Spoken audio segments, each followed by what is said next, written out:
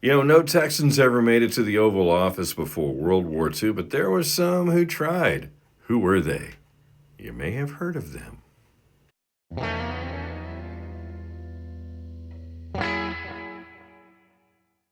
Well, since President's Day is upon us, let's talk Texas presidents. Now, even though Dwight Eisenhower was born in Texas, his family moved to Kansas when he was an infant, so he claimed Kansas as his home state.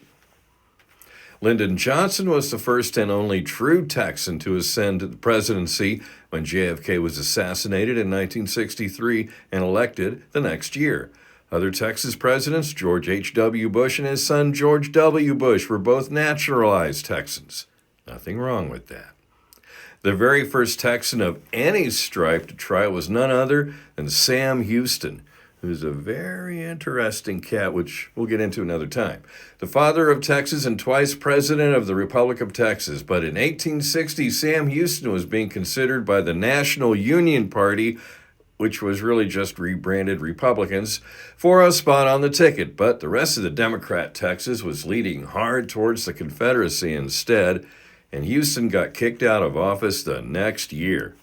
That was it. Ever been to Garner State Park? Well, that was named for Uvalde's John Nance Garner, better known as Cactus Jack.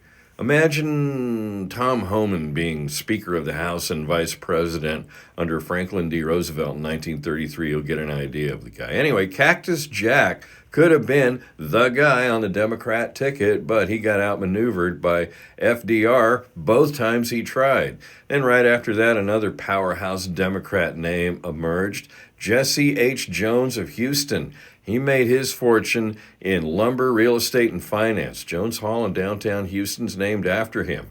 He was on FDR's shortlist for running mate after Garner flamed out.